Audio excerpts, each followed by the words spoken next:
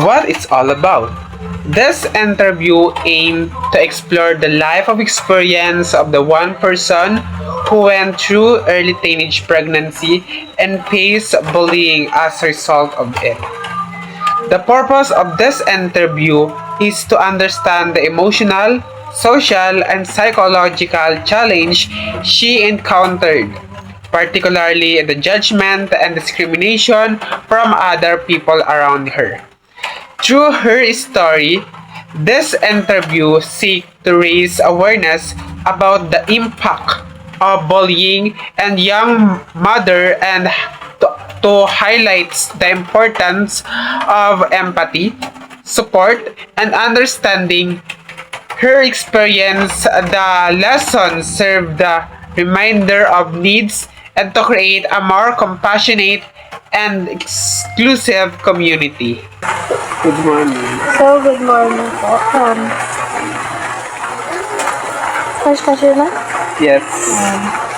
Can you please introduce yourself and share your age, occupation, and background? Ako si Eileen Alba, 18 years old, nagmula sa barangay ng Pagsagan. So, how do you identify in terms of gender?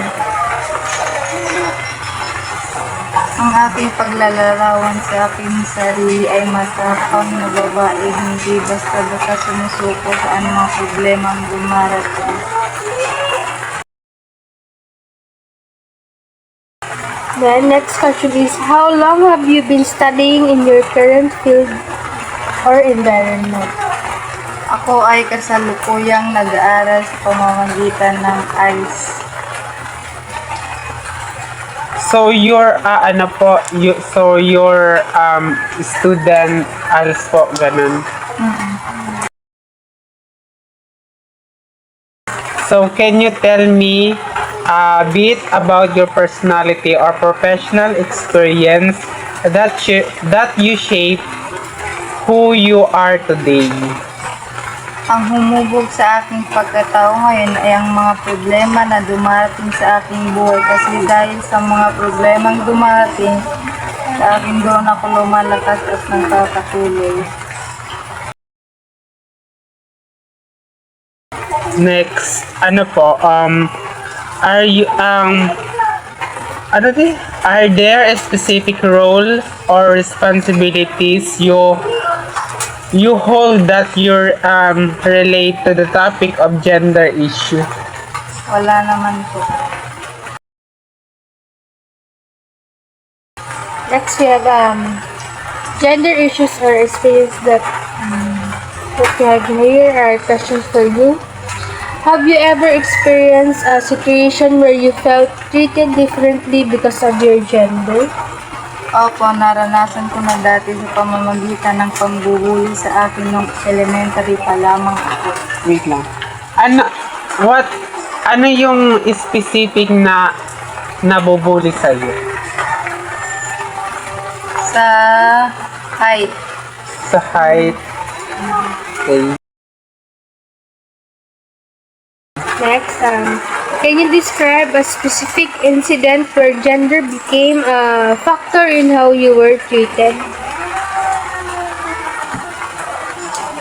Meron akong kaibigang bakla at base sa mga nakita ko na naranasan niya ay yung pangbubuli sa kanya ng mga klase namin tuwing pumapasok niya sa school ng pinagtatawanan.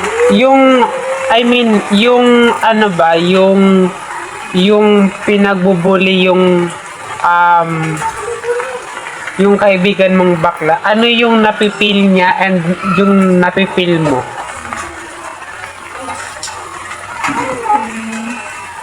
Naawa at syempre nagagalit din sa mga taong bully. Payag ka bang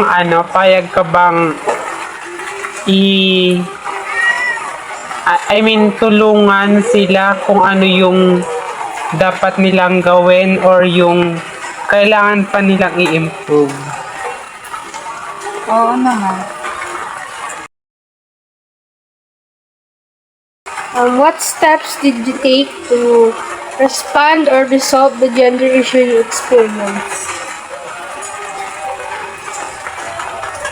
Oo, kapag hindi ko na kaya sa aking mga kaibigan at pamilya.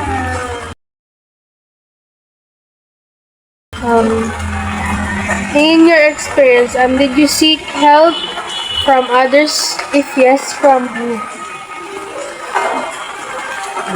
Pamilya at kaibigan.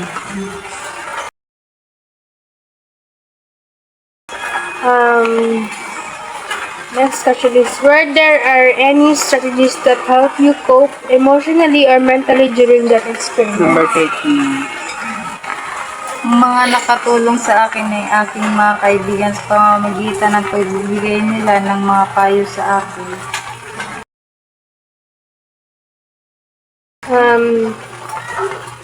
Looking back, is there anything you would have done differently? Meron po, yun ay ang pagtigil niya sa pambubuli sa kapwa nila. Last question. What advice would you give to others who may face a similar gender-related challenge? Ang aking may papayo ay huwag kayong magpa-apekto sa mga sinasabi ng ibang tao sa inyo. Pagkus gawin niyo itong inspirasyon upang magpatuloy sa hamon ng buhay. So, thank you. So that's all for interview, short interview. After we survey, we learn about the challenge of judgment, bullying, and social pressure. Here experience show how hurtful words and discrimination can deeply affect a one person confidence, mental health, and future. At the same time, the interview taught us the importance of empathy, understanding, and support. Instead of judgment, she should listen, respect, and help the young mother so they can heal, grow, and move forward and hope the strength. Because she is a young mother, because she is a teenage pregnancy. I mean, she is a young mother because of the teenage pregnancy. So we can respect the situation and give the more respect about her. That's all.